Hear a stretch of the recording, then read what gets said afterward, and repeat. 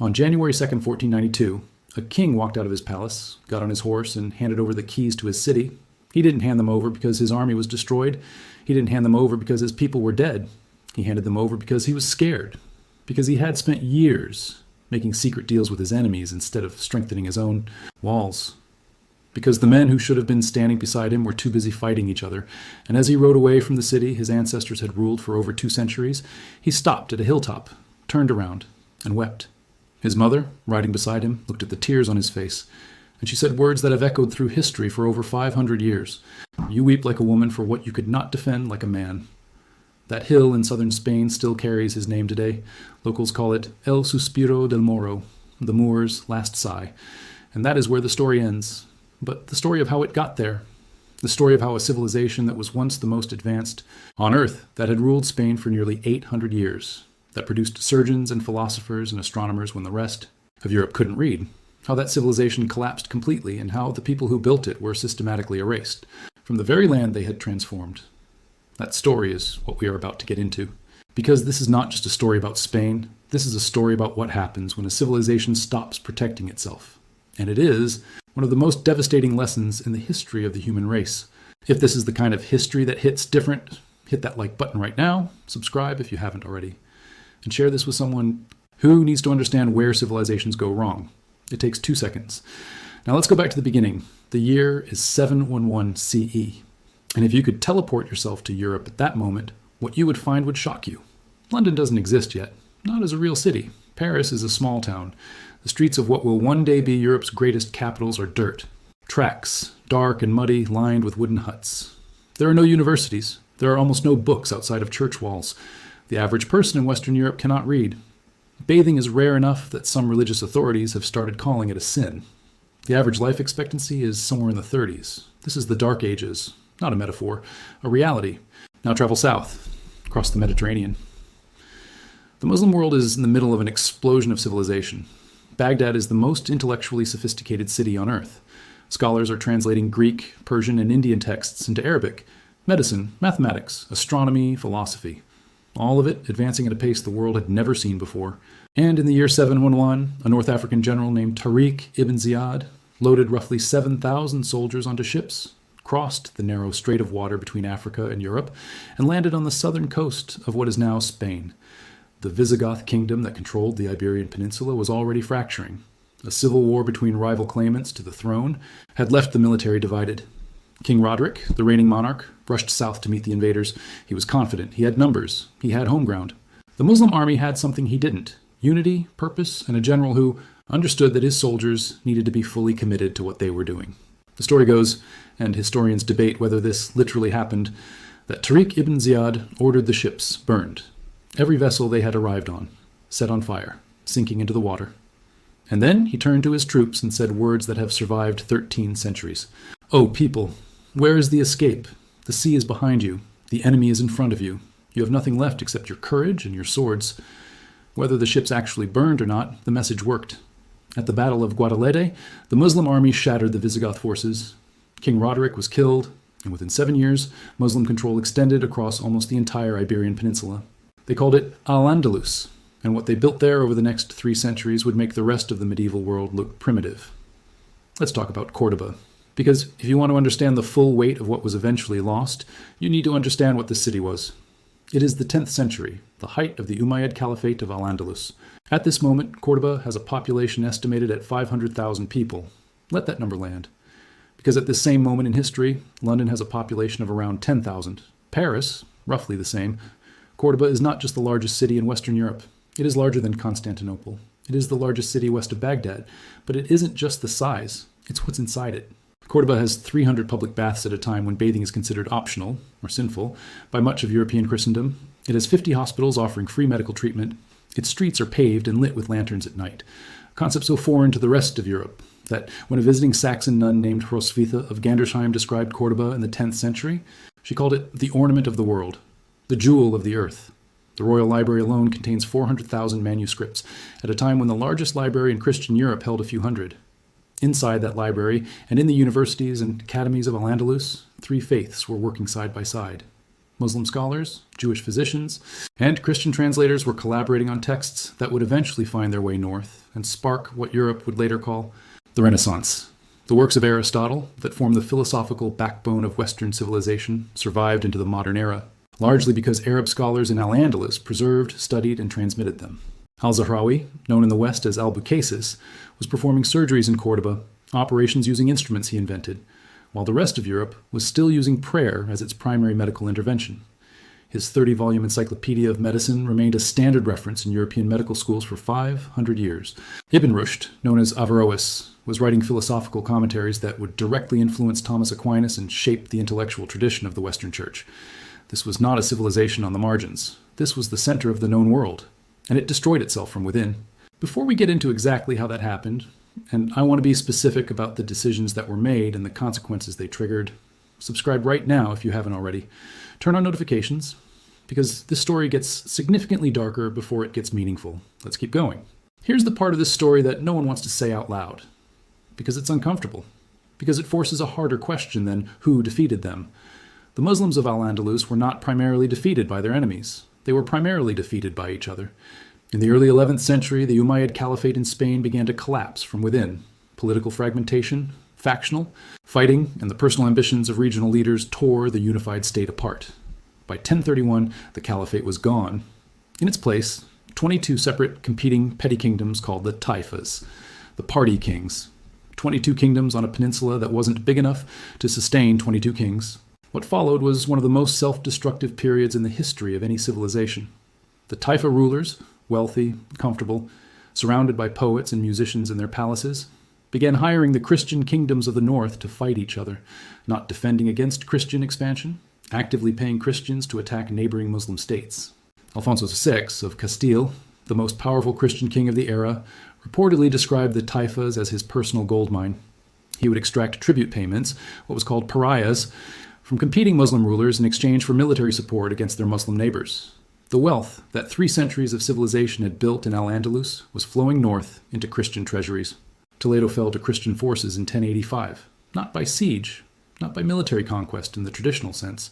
It fell because the Muslim rulers around it were so busy fighting each other that nobody came to defend it. The city that had been one of the intellectual capitals of the known world, with its Muslim, Jewish, and Christian scholars working side by side, was simply walked into. The Taifa kings finally recognized the catastrophe they had created. In desperation, they called across the sea to North Africa for help. The Almoravids, led by Yusuf ibn Tashfin, a desert warrior who lived in tents, not palaces, crossed into Spain and at the Battle of Zalika in 1086 inflicted one of the worst defeats Alfonso VI had ever suffered. Christian expansion was stopped, and then Yusuf went back to Africa, and the Taifa kings went back to their courts and their poetry and their deals with the enemy, as if nothing had happened, as if the crisis had simply resolved itself. This is the pattern that defines what happened in Al-Andalus. Danger arrives, unity briefly appears, danger recedes, unity dissolves. And each time, the position is a little weaker than it was before. Over the next 4 centuries, Muslim Spain shrank, city by city, decade by decade. Cordoba fell to Christian forces in 1236, Seville in 1248, Valencia in 1238. By the mid-13th century, all that remained of an empire that had once stretched from Portugal to the Pyrenees was a single kingdom in the south. Granada. Granada survived for another 250 years. It survived because it was geographically defensible, because it paid tribute, and because Ferdinand and Isabella had more pressing concerns. Until they didn't. By 1491, the Alhambra Palace in Granada was the last throne of Muslim Spain.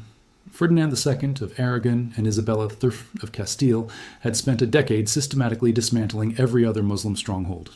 They had a united military, a common purpose, and the backing of the Catholic Church, which had declared the campaign a crusade. They also had artillery, new gunpowder weapons that could reduce walls that had held for centuries. In April 1491, they began the siege of Granada. Inside the city, the debate happening at the highest levels of government was not military, strategy. It was not how to hold the walls or how to break the siege. It was a debate between surrender and survival. The last emir, Mohammed X, known in the West as Boabdil, argued for negotiation. He believed that Catholic monarchs would honor a treaty, that Granada's population would be protected. A commander named Musa ibn Abi Ghassan argued that the promise would never be kept. He looked at what had happened in Toledo, in Cordoba, in Seville. He said that death in defense of the city was better than the humiliation of surrender. Nobody listened to him. In January 1492, Boabdil signed the Treaty of Granada. It was a document that promised everything: religious freedom for Muslims, the right to maintain their mosques, their language, their customs. Muslim judges would continue to govern Muslim communities under Islamic law. No one would be forced to convert. It was, on paper, a remarkably generous settlement. It was also a lie. Boabdil rode out of the Alhambra gates on January 6, 1492, and handed the keys of the city to Ferdinand and Isabella. The red and gold banner of the Catholic monarchs was raised over the towers of the Alhambra. The last Muslim state in Western Europe was finished, and Boabdil rode south toward his exile, stopped on a hilltop, and wept. His mother said what she said. The hill still carries his sigh. Now here is the detail that makes 1492 more than just a story about Spain. In the Alhambra Palace, the same palace that Boabdil had just surrendered, a meeting took place within weeks of the city's fall. A Genoese sailor who had been petitioning the Spanish crown for years, asking for ships and money for a westward voyage, finally got his audience. His name was Christopher Columbus. For 6 years, Columbus had been turned away. The crown was spending everything on the war against Granada. There was no money for risky ocean expeditions. But now the war was over, Isabella was victorious, and she was ready to look outward. She funded the voyage. In August 1492, Columbus set sail westward with 3 ships. In October, he reached land in the Caribbean. Think about what this means in the larger frame of history. The fall of Granada freed up the money, the political will, and the national energy of Spain to fund the discovery of the Americas. The gold and silver that would pour out of the New World over the next century funded Spain's global empire. That empire funded the Catholic Church's expansion. That wealth and power, extracted from the Americas, became the economic engine of European colonial expansion worldwide. The Ottoman Empire, the Safavid Empire in Persia, the Mughal Empire in India, all 3 of the great Muslim powers of the early modern period would eventually find themselves outgunned, outmaneuvered, and colonized by European powers whose rise was accelerated, directly and indirectly, by what happened in Granada in January 1492. The Muslims lost a peninsula. Europe gained 2 continents. The balance of power that had tilted toward the east for 1,000 years lurched permanently in the other direction. But we haven't yet answered the most haunting question of this entire story. Because empires fall, civilizations lose wars. That happens throughout history. What doesn't always happen is what happened in Spain over the next 120 years. After 1492, the Muslim population of Spain, which still numbered in the hundreds of thousands, was subjected to a process of systematic cultural erasure that historians have compared to ethnic cleansing, and that in its methods and intent bears comparison to some of history's darkest chapters. The Treaty of Granada lasted 7 years.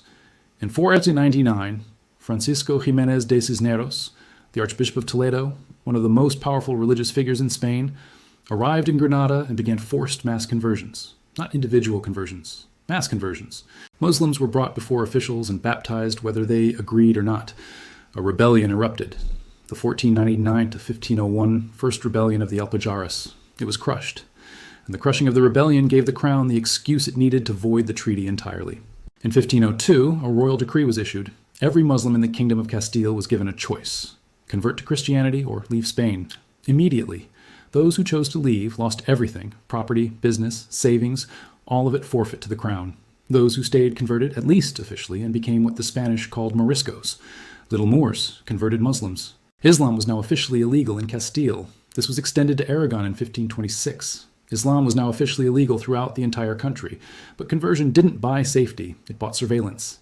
The Spanish Inquisition, already famous for its persecution of Jewish converts suspected of secretly practicing their faith, turned its full attention to the Moriscos. A network of informants and inquisitors watched for the signs.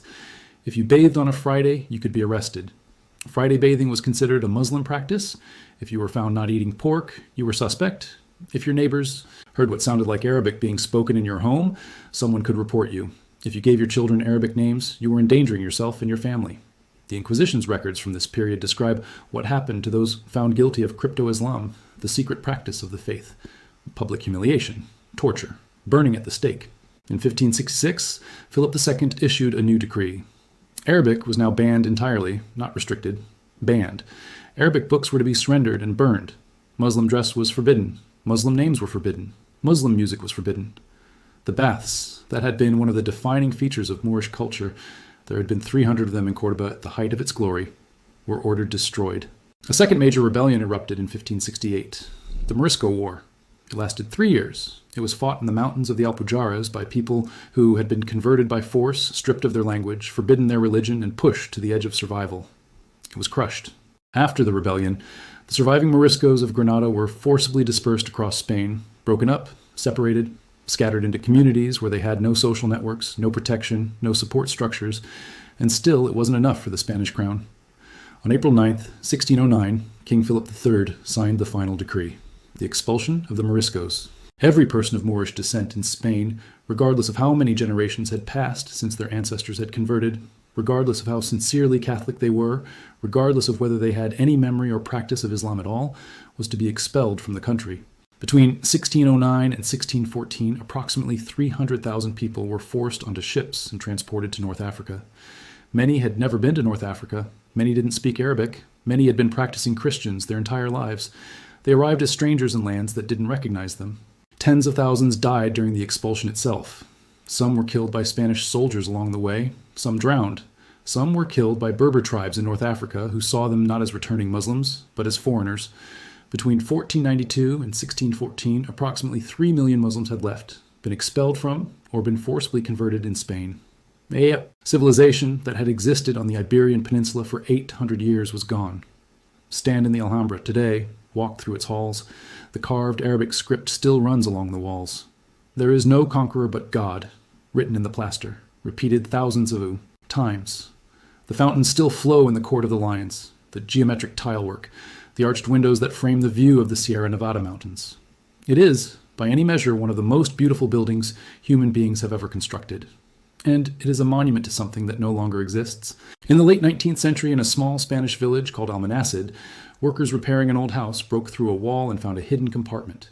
Inside were handwritten copies of the Quran, and with them a piece of paper, written in Spanish but using Arabic. Script, the secret hybrid language the Moriscos had developed to hide their identity. It was a prayer, written at least 150 years after the fall of Granada. Written by someone whose grandparents had been converted by force, whose parents had lived in constant terror of the Inquisition. Written by someone who had never seen a mosque, who had never publicly prayed in their life, who had grown up in a country where their faith was a death sentence. Someone had still written it, hidden it in a wall, kept it. You can read the entire history of the downfall of Muslims in Spain through the lens of politics and military strategy and religious conflict. And all of that is real, and all of that matters. But when I think about this story, I keep coming back to one question. Not who won or who lost, not which king made which mistake, but what it takes for a civilization to be erased so completely that the greatest city in the Western world becomes, within 3 generations, a place where a person has to hide a prayer inside a wall just to remember who they are. The answer to that question is not a single battle. It is not a single mistake. It is a long sequence of choices, comfort over vigilance, personal ambition over collective survival, short-term deals over long-term strength, division at exactly the moment unity was required. The Moors built something extraordinary in Spain for 800 years, and they lost it in the way civilizations always lose what they've built, not all at once, but piece by piece through 100 small surrenders until there was nothing left to surrender. The Alhambra is still there, still standing. There is no conqueror but God, still written on its walls, but the people who wrote it are gone. If this story meant something to you, subscribe. Drop your take in the comments. What do you think was the single biggest turning point? What could have changed the outcome? I'll see you in the next one.